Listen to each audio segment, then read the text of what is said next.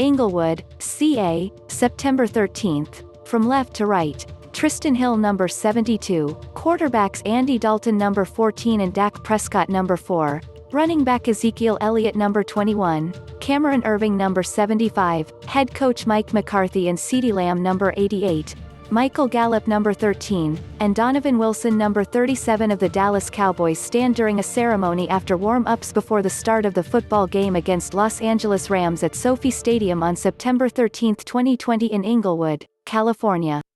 Photo by Kevork Djansezian. Getty Images. The Dallas Cowboys may already be having second thoughts about Mike McCarthy. In the offseason, the Dallas Cowboys made a surprising move by bringing in the former head coach of the Green Bay Packers, Mike McCarthy, as their new head coach. On paper, bringing in a former Super Bowl champion as your head coach isn't a bad deal. But when you look at his track record over the last decade, you start to raise your eyebrow. Remember when the Green Bay Packers terminated McCarthy's contract mid-season in 2018?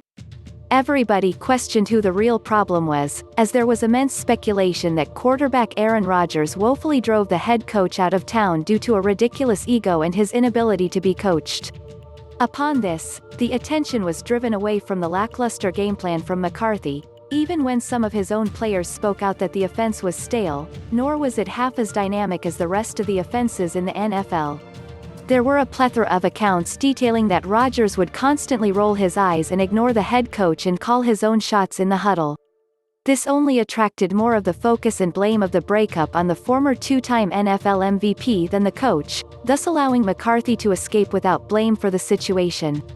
However, when the Packers introduced Matt LaFleur as the new head coach in 2019, they would go on a 13-3 run and make an NFC Championship appearance.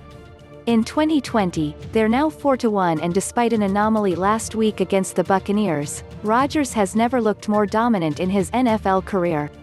Mike McCarthy's start with the Dallas Cowboys has been a disaster.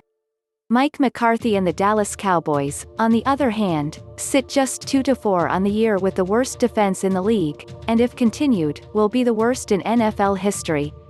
It is also noteworthy that the NFC East is by far the worst division the sport has ever seen. When you struggle to beat a New York Giants team that has a 1-6 record, you know something isn't right. That's where the blame on the coaching staff comes in. The Dallas Cowboys defense is an easy pass for opponents as it has allowed an NFL worst 36.3 points per game against heading into Week 7.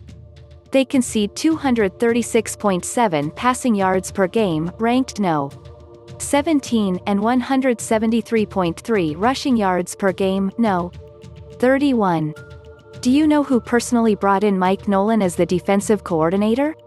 Head coach Mike McCarthy.